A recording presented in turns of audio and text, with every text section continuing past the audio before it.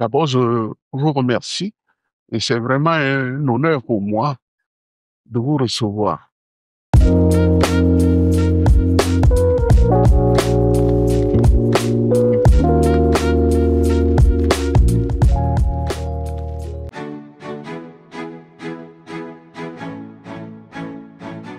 Nous avons évalué plusieurs domaines, notamment les libertés civiles.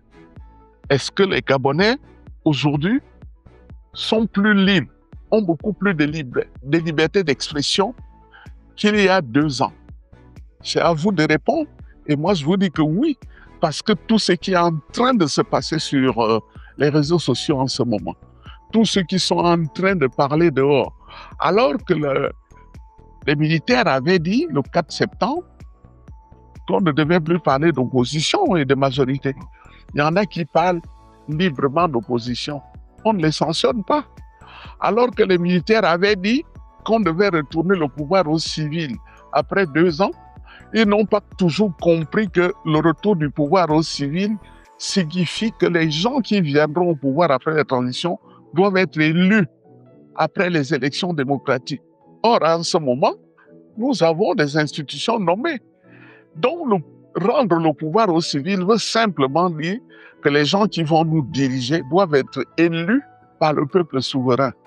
Donc, il y a une liberté d'expression, une grande participation.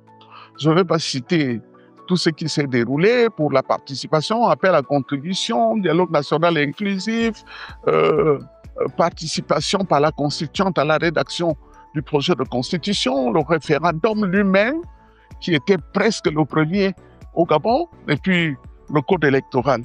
Donc, il y a là de l'inclusivité. Un autre élément pour répondre, c'est la lutte contre la corruption. On dit que rien n'est fait pour la lutte contre la corruption. Mais attendez, si rien n'était fait, les affaires qu'on dénonce, elles seraient étouffées, n'est-ce pas? Si le gouvernement laisse ces bruits se répandre dans notre pays, c'est que justement, il me fait comprendre qu'on est sur le chemin de la lutte contre la corruption.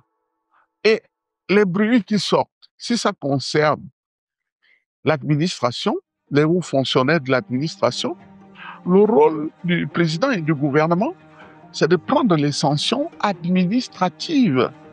Et c'est pour ça que vous avez entendu que le directeur général du budget, l'ancien, a été remplacé. Le secrétaire permanent, je crois, de l'ARTEF a été remplacé. La directrice générale de la CNAMGS et son adjoint, je crois, ou le président du conseil d'administration, ont été remplacés.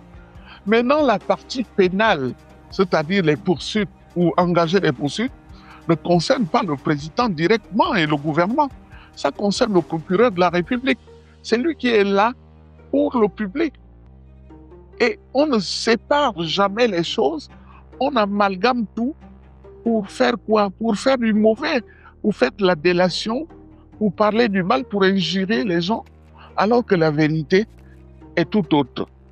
Donc, la lutte contre la corruption, les efforts sont en cours pour réellement lutter contre la corruption. Et puis, il y a des organisations comme l'ITIE, l'Initiative pour la transparence des industries extractives, a engagé avec le gouvernement gabonais la réforme sur la bonne gouvernance pour la transparence et la responsabilité sur les industries extractives, puisque c'est la partie qui finance à près de 60% le budget de l'État gabonais.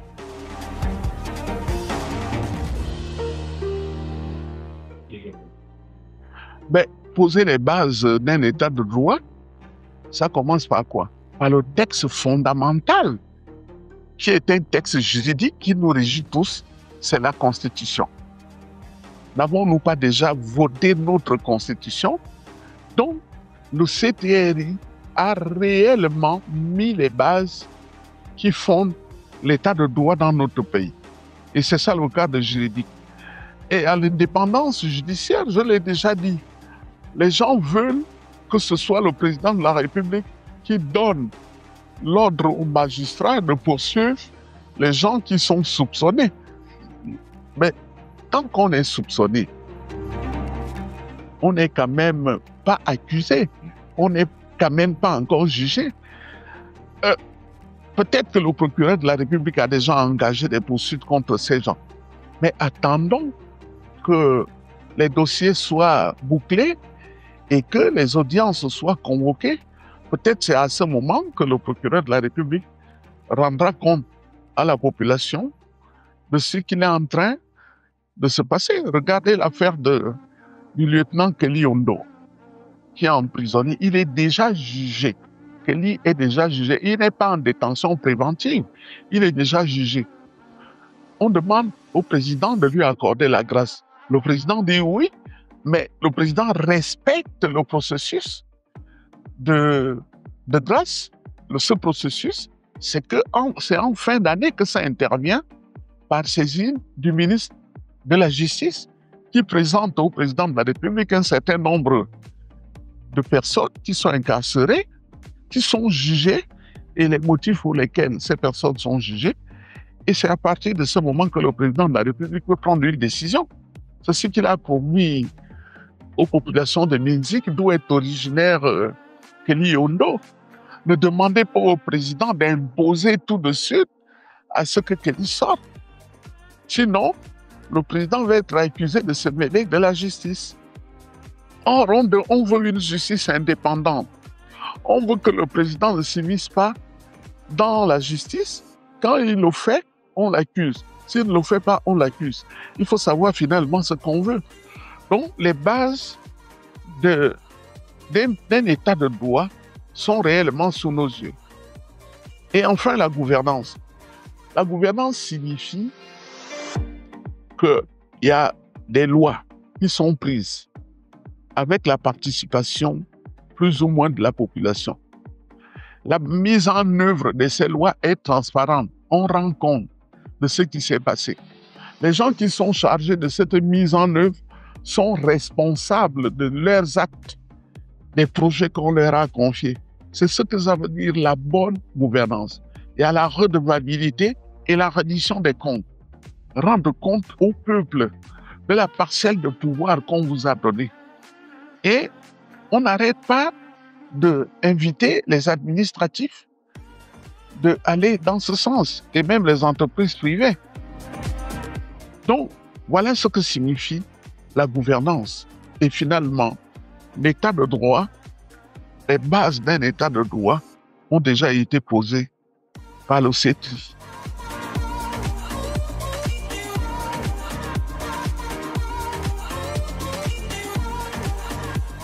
Les prochains défis sont économiques. La diversification de l'économie. Je l'ai dit que le Gabon est un scandale de richesse en matière de ressources naturelles. Il faut que ces ressources soient transformées au Gabon. C'est vraiment le premier défi. Parce qu'en transformant nos ressources naturelles, ça crée de l'emploi. Ça crée une véritable valeur ajoutée. C'est ce défi-là qui est prioritaire parce que ce défi, je l'ai dit, participe de la création des emplois, participe de la réduction des écarts entre ceux qui étaient pauvres et ceux qui avaient déjà de quoi manger. Ce défi permet la concurrence. La concurrence. Parce que les produits qui viennent de l'étranger, est-ce que ces produits qui sont même des produits avec des ingrédients biochimiques, avec des ingrédients chimiques, ne sont pas nécessairement bio? C'est des OGM, des maïs qui ont des gros grains, alors que chez nous, on a du maïs bio qui est meilleur à la consommation. À la lutte contre la corruption, qui reste un défi majeur, ainsi que la gouvernance. Et il y a le défi infrastructurel concernant les travaux, parce que en 2 ans, même pas, on est à 18 mois déjà, les infrastructures, quand le CETRI est arrivé, étaient en dégénérescence. Les ponts s'écroulaient, les montagnes s'écroulaient, les maisons s'écroulaient, vous vous souvenez des éboulements. Tout ça, c'était en dégénérescence, en déliquescence. Tout se détruisait parce que le gouvernement déchu n'avait pas prévu des crédits pour l'entretien du patrimoine gabonais. Vous ne pouvez pas seulement vous contenter de construire quelque chose sans prévoir de l'entretien. Vous savez bien que vous qui avez un véhicule, qu'il y a le taux d'amortissement. Et si vous ne réservez pas quelque chose pour l'amortissement, ça tombe après 4 ans et vous devenez pauvre sans rien. Alors que si vous entretenez votre véhicule, ça peut aller même jusqu'à 10, jusqu'à 15 ans. Donc, quand le CETRI arrive, son premier travail était de s'occuper prioritairement d'arrêter, de réparer, de rectifier le patrimoine gabonais, qui allait bien aux routes, aux écoles, aux dispensaires, que jusqu'aux bâtiments, que jusque même à la personne humaine. Les Gabonais étaient envoyés dans les maisons sans travailler, mais étaient payés. Mais quand même, c'est quand même l'argent des contribuables. Donc, il y a eu cette réparation, cette rectification. Mais est-ce qu'on peut terminer ça en 24 mois? C'est impossible. Mais ce qui a été réparé là, ce qui a été réparé, fait déjà la joie des Gabonais. Donc, le défi, c'est de terminer cet entretien du patrimoine, de l'assurer, de y mettre des crédits, de mettre carrément, pourquoi pas, un ministère qui est spécialement chargé de la gestion du patrimoine. Et comme ça, lorsqu'on construit, comme on construit la cité, je ne sais pas comment elle s'appelle, comme on construit la cité de la démocratie là en ce moment, il faut veiller à ce que les équipes d'entretien soient mises en place dès l'inauguration de cette infrastructure. Donc, il y a le défi des infrastructures et des services publics. L'eau, l'électricité, c'est pas la peine d'y revenir. Et ensuite, il y a le défi environnemental. Vous savez que le Gabon est un poumon qui renferme du carbone, que ce soit au niveau forestier, que ce soit au niveau de la mer. Il y a du carbone dans la mer, que la mer capte. Mais il y a des pays pollueurs en Occident, avec leurs usines et tout. Nous, on n'a pas encore beaucoup d'usines. Nous ne sommes pas pollueurs, mais nous sommes fournisseurs de carbone pour atténuer les effets contre les effets de gaz à effet de serre. Nous sommes donc capables de vendre des stocks de carbone. Il faudrait donc une politique offensive du Gabon pour que nous puissions récolter quelque chose.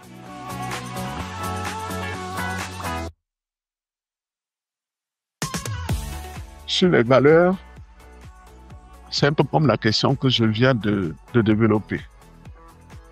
Le président doit présenter un projet de société qu'on appelle SMART.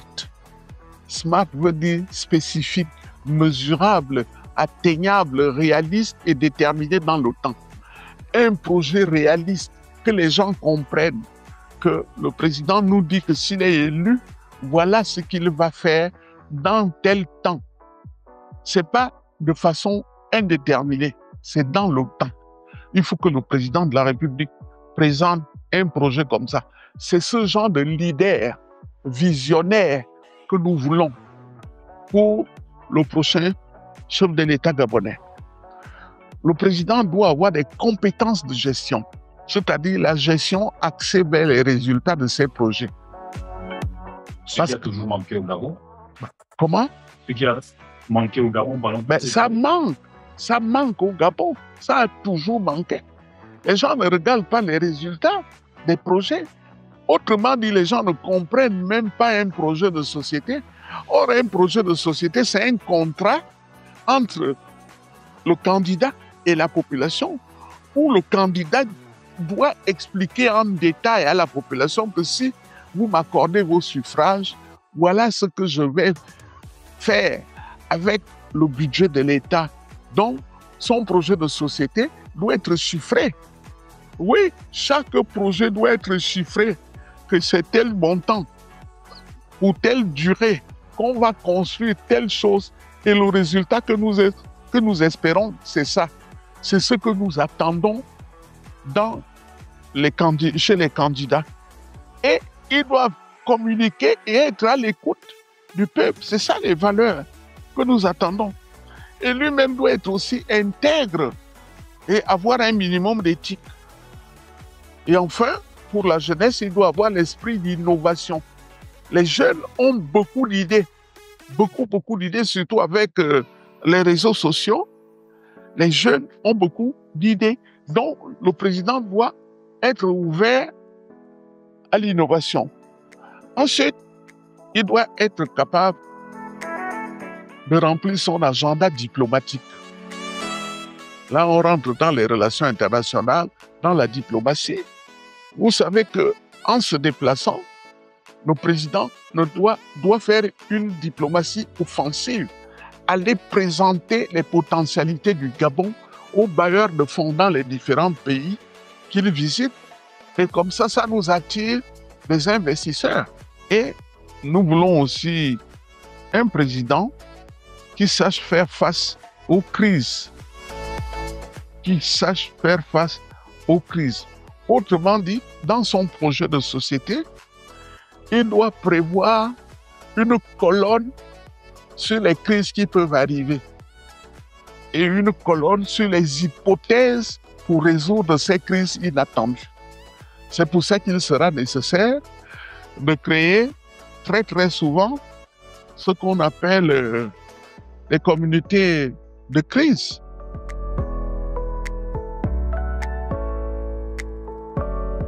Sincèrement, ça fait 56 ans, nous avons subi les politiciens.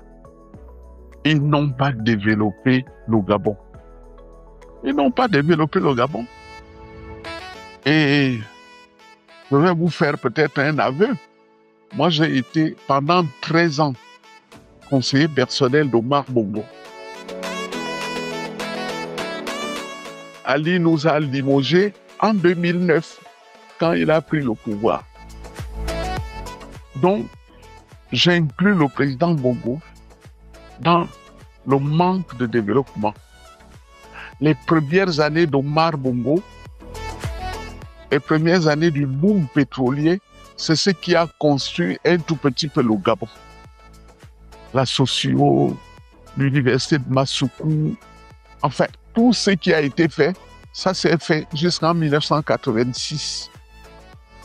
Et je regrette même, c'était sous le parti unique, jusqu'en 1986.